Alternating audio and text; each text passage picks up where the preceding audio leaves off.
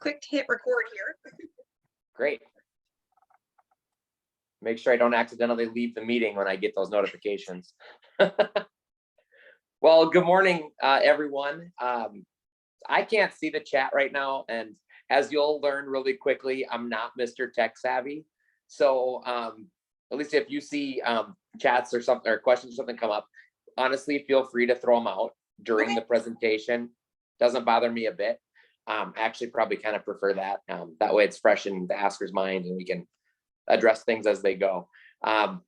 So again, my name is Chris Dolney. I am the owner and founder of FaceTime Business Resources with offices. I'm in our St. Cloud office today. And then we also have an office in the Brainerd Lakes area as well. I'm way outnumbered. I live with 4 females, 3 daughters, and my lovely significant other, Jessica, up in Nisswa. So spent a little time driving back and forth to our 2 offices. We've been in business for 11 years. Prior to starting FaceTime, as if you read in the info provided before, I did work in the printing and promotional products industry and just thought there was a better way. And 11 years ago, FaceTime was born. Like I mentioned, I'm not tech savvy at all. We have a great team for that. I decided not to spend the time putting together a PowerPoint presentation or a whole lot of images or things like that. I just wanted to chat a little bit about the value, potential value for you in using promotional products in your marketing. And by marketing, that means more than customers, of course. And we're going to talk a lot about how that works internally too, with employees, recruitment, all those kind of things. So it's a lot. Marketing's a huge topic. Obviously, there are lots of places to spend those valuable marketing dollars or HR dollars or different things. When you think about advertising, think of it this way. If someone comes in and hands you a gift like a mug, this one's used, I'm drinking coffee out of it now, but someone hands you a mug, what are you going to say? Hopefully you're thinking, I'm going to say, thank you. You've handed me a gift. So when's the last time you've thanked a billboard driving down the highway? Thanks, billboard, for that message. You heard a radio ad. Thanks for interrupting my favorite songs to tell me advertising, etc. Promotional products are really the only marketing avenue that people, clients, employees, etc., actually want, appreciate. They thank you for providing your marketing message to them in that way: mugs, shirts, hats, etc. Don't get me wrong, other marketing is important and valuable and needs to be part of your marketing mix. But when done right and with a plan, promotional products are really the best advertising that your money can buy because people want it and it lasts. So during this little chat, I'm not here to sell you this pen or this notepad or that mug or this. That's not the point, to sell you any products or anything like that. The point is to talk about purposes and different approaches, things like that, in making promotional products part of your marketing mix and marketing plan. And plan, right? That's it. Step 1 in using any marketing, but really especially with these products, is to have a plan, and along with that, have a goal. Because to me, that drives the decisions that you make, the budgeting that you do on what products to buy. There are something like 850,000, not joking, 850,000 different products that just my company can offer, that you can put your logo on, and it's everything. So have a plan, have a goal. That plan and goal to me starts with your audience. Who are you talking to with that product? Who are you trying to reach? That can be clients. That's an obvious one. Clients and prospective clients, employees, prospective employees, your community, local nonprofits, maybe that you're supporting, your suppliers and other business partners, anyone that you want to show appreciation to and stay front of mind. So let's talk about clients first. I think that's kind of the most obvious and maybe the easiest sometimes to talk about, right? When you think about clients, this is pretty common knowledge. What's less expensive and easier, right? Client retention, keeping the clients you have, or client acquisition, gaining new clients. And we all know it's keeping the clients that you have. So retention, and that word's going to come up a lot in this. Again, we're talking about customers like we are now, but also talking about employees. So client retention, really important. I actually was in a meeting 2 days ago with a Chamber of Commerce client. We're a member of the chamber. Also, they do a lot of work with us. And their whole thought was that they needed to do better with member retention. Members are their clients, right? Retention and appreciation. So they had a meeting to talk about what can we do to do a better job of retention, to show appreciation to our existing members, to make sure we do a great job gaining that new member, as I think we all do with clients. But a year in, when it's renewal or reorder or expanding that relationship time, do we do the same kind of a good job showing them appreciation then? So we worked together to build a plan to ensure that their members renewed at year 1, and then to show appreciation again at year 2 and at year 5 and at year 10. And it's the same thing here with your clients. And I think promotional products, logoed items are the perfect idea when it comes to client retention, client appreciation, etc. Is it something to take to a sales meeting when your sales team is out and about, or just doing pop-ins? Is it something to show appreciation when a client places that first order? Did a key person at that client have a baby? Did the business expand? Did they open a second or third or 100th location? Or even for just no reason at all? It's all about building loyalty to your business and setting up a plan that's going to build that client loyalty and make them think of you first all the time. We always say we want to do such a good job. We don't always do this, but we want to do such a good job showing our clients how much we appreciate them that they wouldn't even consider having a conversation with a competitor or calling somebody else. And you probably all feel the same way with your client base and want to do that. But when you really take a hard look, are you doing it? How can you do it better? We can always do it better. So that brand loyalty is huge. The side benefit to giving these logoed promotional products as your client appreciation stuff is that, when you give that logoed camp chair to that client to show appreciation for doing business with you for a year, or just again for no reason at all, the other people at that outdoor concert that they take that camp chair to see the logo on the back of your camp chair too, and they get a little brand recognition. Next step, what can you do to tie those items into your social media campaign? Those are awesome. Show what you see your logo on a chair at a local community concert or festival or event. You can take a picture of that and throw that on social media. Again, you're showing community involvement, appreciation to customers, employees, etc., and showing what you do. And that's building not only brand loyalty, but additional exposure for your company in the community or whatever market that you work in. Obviously manufacturing, your products aren't always sold right in your own community, but that goodwill, that word of mouth, that good feeling where someone says, "Oh, I see this logo on the back of your chair. Where'd you get that?"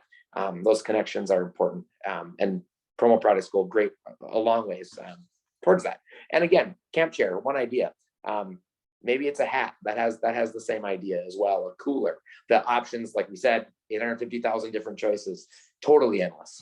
Yeah, I have notes.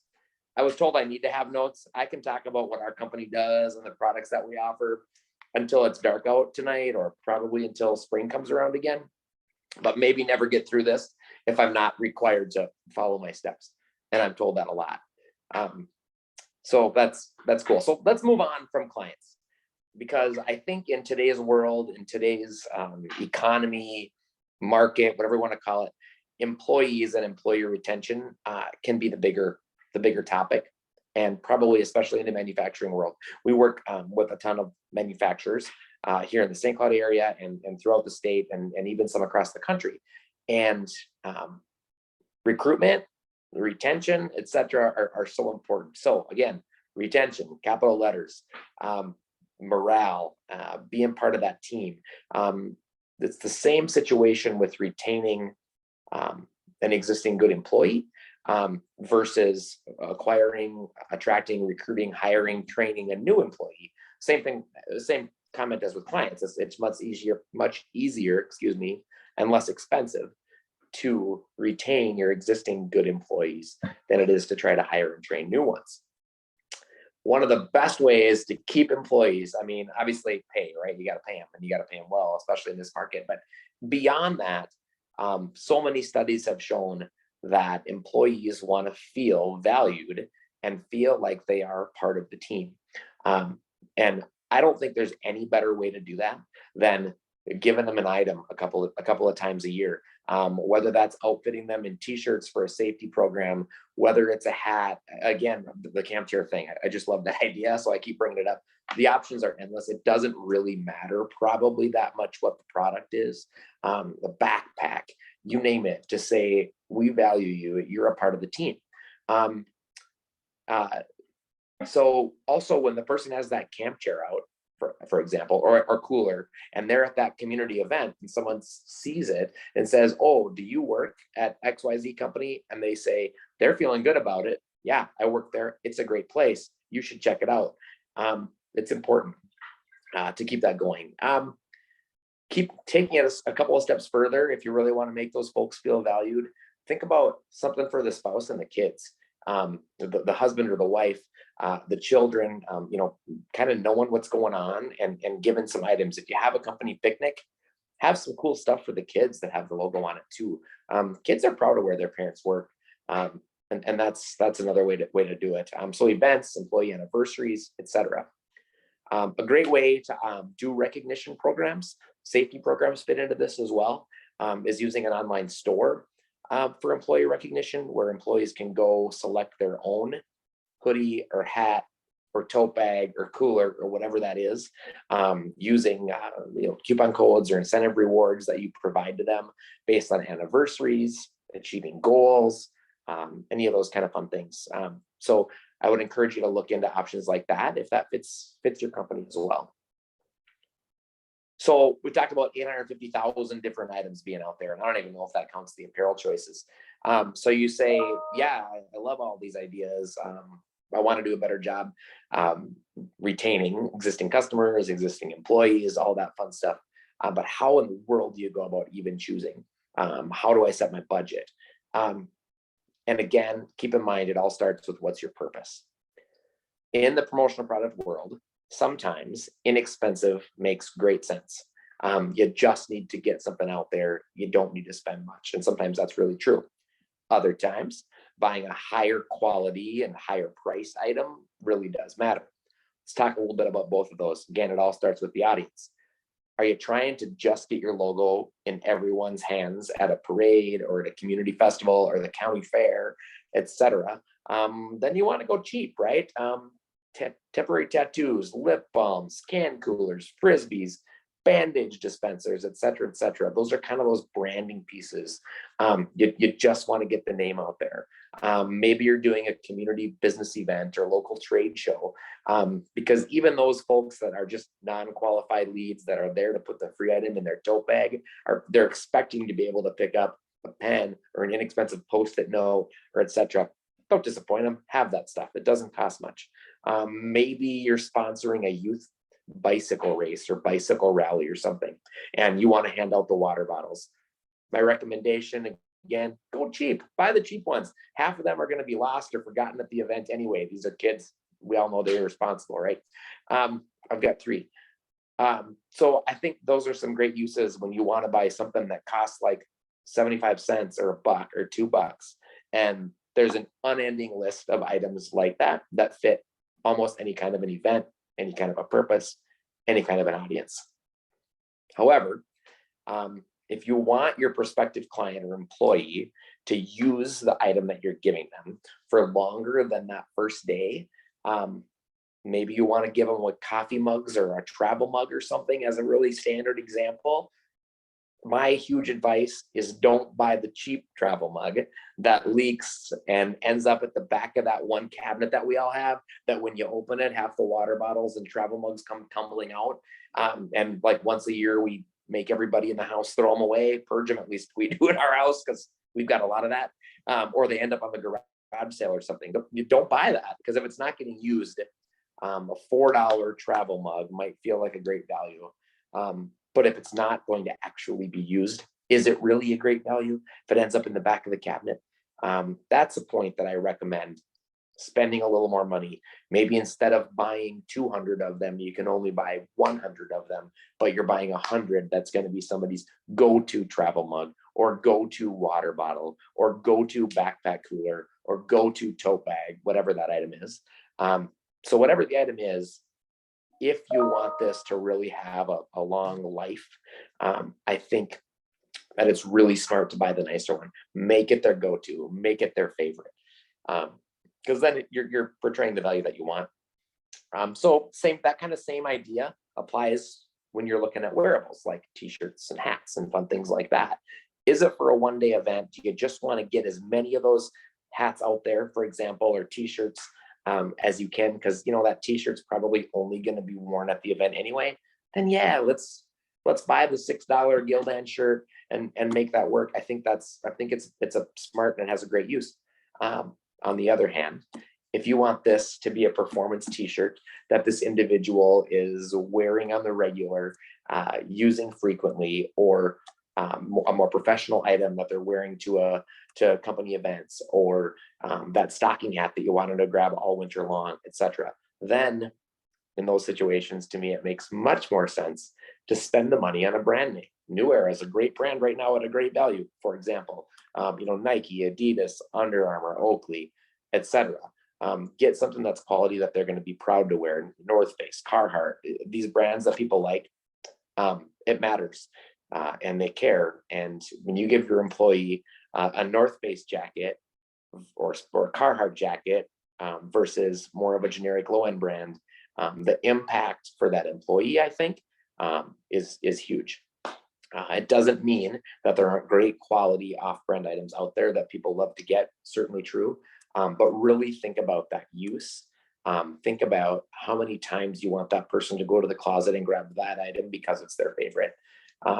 So whether that's wearables, whether that's water bottles and mugs, the theory is absolutely the same. So kind of bringing it back to where we started with how you build a budget and a plan around your product marketing, your promotional products. The keys to me are, one, audience is a big deal. Two, I'm sorry, I'm getting messages on my phone and it just totally distracted me. I'm doing the Zoom on my phone because I couldn't get my video on my computer to work, which I wasn't going to tell anybody, but now as messages come through, it's distracting me a bit. I apologize. So bringing it back to the point I was going to make, start with a plan. Start with who's your audience. Evaluate what your budget is, and proceed from there. That's just highly how I would recommend to do it. Do we have any questions so far while I'm momentarily a little bit off my game? All good so far? Okay, perfect. So where do you buy these things, right? So they're promotional products, distributors like FaceTime, in every community that do a great job. If you're looking for alternatives, obviously we're happy to help. We do have clients across the state and across the country. The key is your promotional products supplier, person that you go to, is going to be able to offer, they better be able to offer some suggestions that fit for you, and they're going to be able to help. So I encourage you to spend some time with them. Talk to that person about, you should really be using your promotional products suppliers as an extension of your marketing team, much like you use, if you do radio ads, your radio ad folks sit down and come up with a plan for you. Your promotional product suppliers, print suppliers, etc., logo wear suppliers should be able to sit down and spend some time coming up with a plan for you, evaluating what your goals are, evaluating what your budgets are, and suggesting some items that are going to fit and really impress your clients and your employees. So use them as a resource. Bring them in as part of the marketing team. Let them do the work for you, because that's really what we're here for.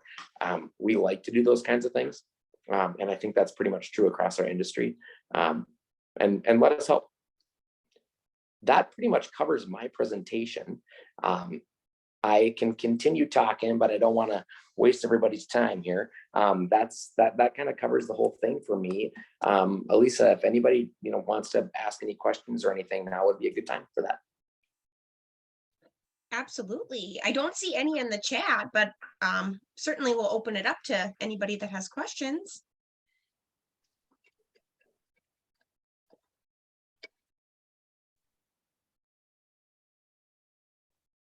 All right. Yeah, if not, feel free to. I know Elisa has my contact information. If anybody wants to throw an email or something, if anything triggered your thoughts and would like advice or opinions, I'm always happy to help with that for anyone, a phone call or an email or whatever that might be. Absolutely. Thank you. I'll send out your contact information with the recording of this presentation too. So if anyone has any questions, they can reach out to you. So Fantastic. thank you again, Chris. You're And welcome. thanks to everybody for joining us today. Yes, thanks.